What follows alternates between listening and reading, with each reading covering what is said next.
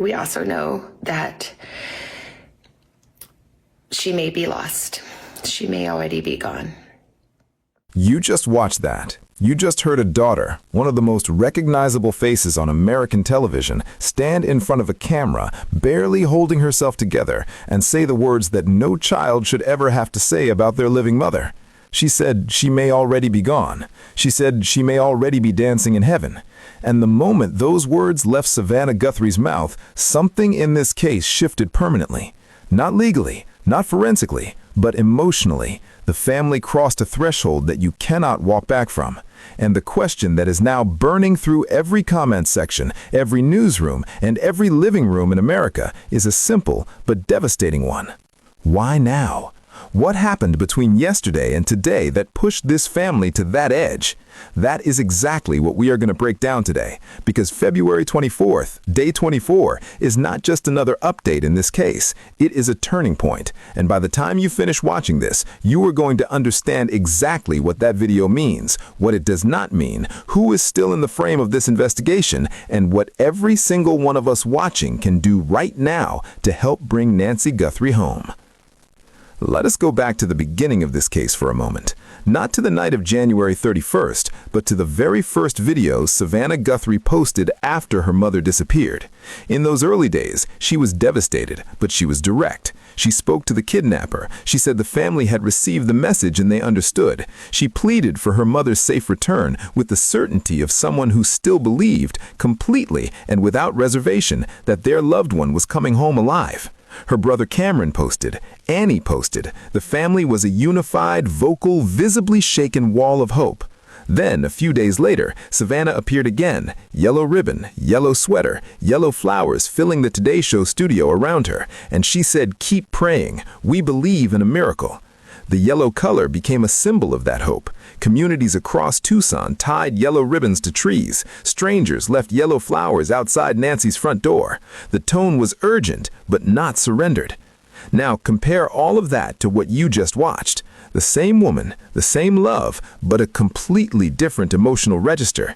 She is no longer speaking to the kidnapper. She is speaking to God. She is no longer saying, "We believe she is coming home." She is saying, "If she is already gone, we will accept it." That is not a grieving daughter losing hope on her own. That is a family that has been told something. And my opinion, and I hold this firmly, is that law enforcement has had a conversation with this family that the public has not been made aware of yet. Whether that conversation involved new forensic information, a development in the DNA analysis from the Florida lab, or simply a frank assessment from investigators about the realistic medical odds of an 84-year-old surviving 24 days without her daily medication and a working pacemaker, something changed. Savannah Guthrie did not wake up on February 24th and spontaneously decide to speak about heaven. Families in crisis do not make that shift without a reason. University of South Florida criminologist C. Jordan Howell weighed in on the medical reality of this case, and his words are sobering. He said that most elderly missing persons who are recovered alive are found within the first few days, and that risks tied to exposure and underlying health conditions rise significantly as time passes.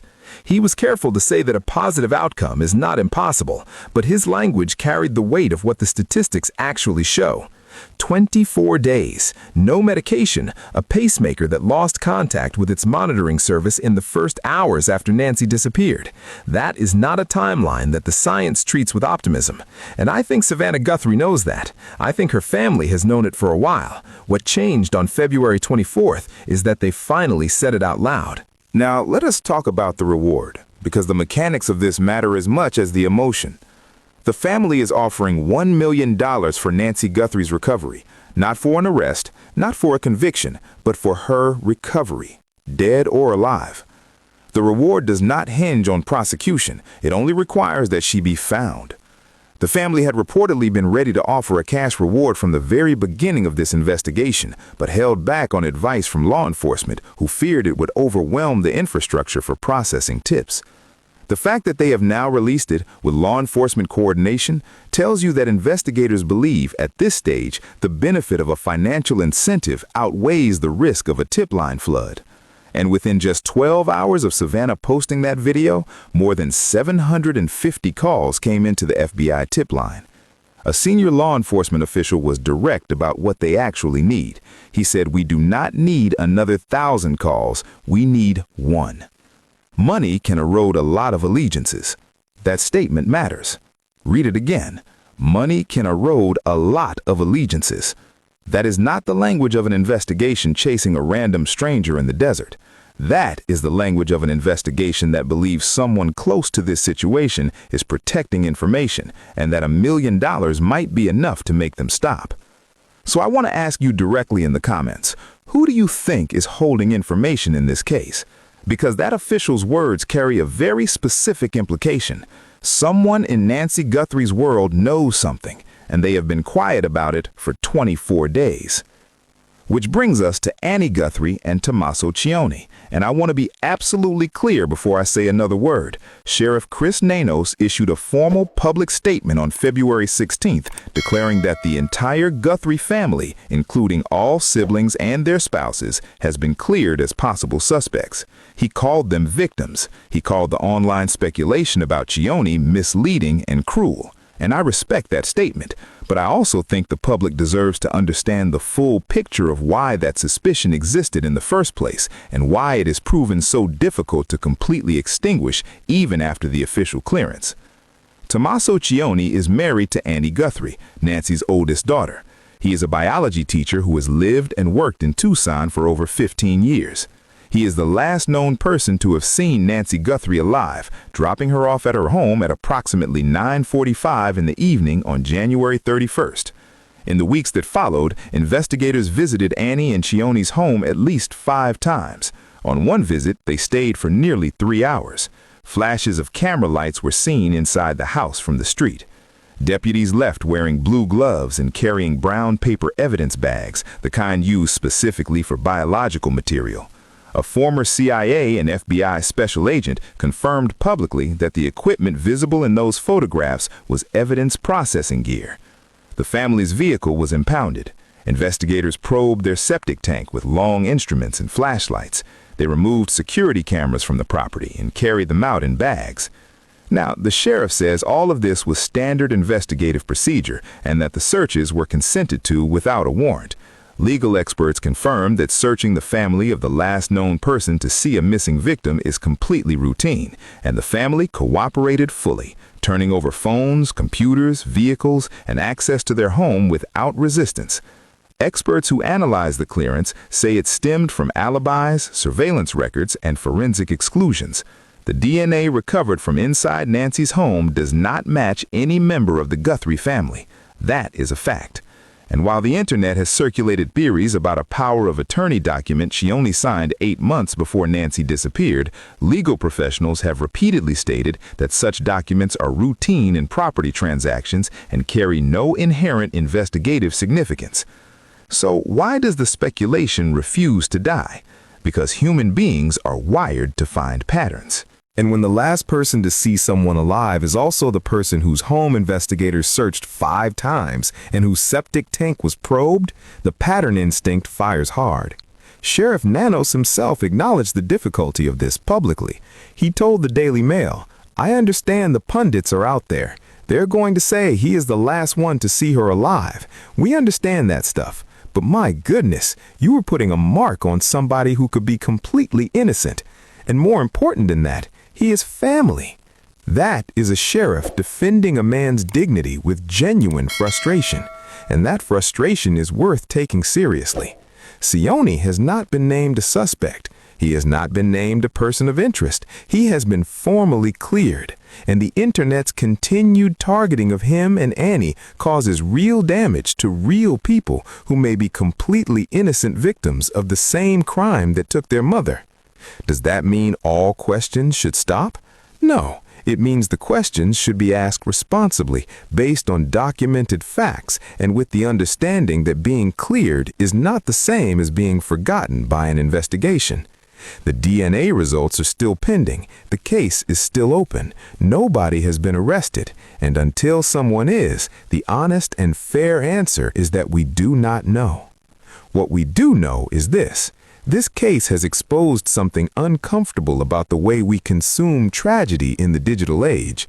Within days of Nancy Guthrie's disappearance, content creators were filming outside Annie and Cioni's home, posting unverified theories as facts, and flooding the tip line with speculation dressed up as evidence. Arizona Representative Alma Hernandez called it out forcefully, saying she was sick of watching grifting, insane speculation, and reckless reporting that had put a serious investigation in jeopardy. Law enforcement echoed that frustration. Dispatch manager Cecilia Ochoa from the Pima County Sheriff's Department said plainly, "Before you call in a tip, ask yourself if it is viable and credible. The system cannot afford to chase ghosts when the real answer might be one honest call away." Here is what I think should have been done better from the very beginning. The moment this case went national, a structured public communication plan should have been activated immediately. Not just press conferences, but a coordinated digital strategy for managing the enormous wave of public engagement that was inevitably going to come. Because the gap between what law enforcement was saying officially and what the internet was saying unofficially became so wide, so fast, that misinformation filled it. That gap cost this investigation credibility, time, and focus. And the lesson for every law enforcement agency watching cases like this unfold in the social media era is that you cannot control the information vacuum. You can only fill it. And when you do not fill it with facts, the internet fills it with something far more dangerous. The lesson for the public is equally important. Caring about this case is not the problem. Sharing information is not the problem. The problem is when passion becomes reckless, when theories become accusations, and when content creation becomes more important than finding a missing 84-year-old woman. Nancy Guthrie is not a storyline. She is a mother. She is a grandmother. She raised 3 children alone after losing her husband. She spent her life quietly serving her community, her faith, and her family. She deserves better than to be reduced to the centerpiece of a content competition. If you genuinely want to help this family, and I believe most of you watching this do, here's what you do. You share this video so that it reaches someone who might have real information. You call 1-800-CALL-FBI or 520-351-4900 if you have anything specific and credible. And you keep Nancy Guthrie's face and story visible, because attention is the one resource this family cannot generate alone. Because here is what I cannot stop thinking about as I close this out. Savannah Guthrie stood in front of that camera on February 24th wearing yellow, the color that has come to symbolize hope for her mother's return, and she talked about heaven. She still wore the color of hope. She still used the language of miracles. But underneath all of it, in the pauses between her words, you could hear the weight of 24 days pressing down on a daughter who loves her mother and is running out of certainty that she is still alive to find. $1 million is now on the table. The DNA is still in a Florida lab. The investigation is still active. And somewhere out there, someone is sitting on the answer to all of this. Perhaps they have been watching videos like this one. Perhaps they have been reading the headlines. Perhaps they have been waiting to see if the money would be enough to make them speak. Here is the question I am going to leave you with tonight, and it is the one that will either break this case wide open or haunt it forever. If the person who knows where Nancy Guthrie is saw Savannah's video today, if they watched a daughter accept the possibility that her mother may already be gone, did that move them?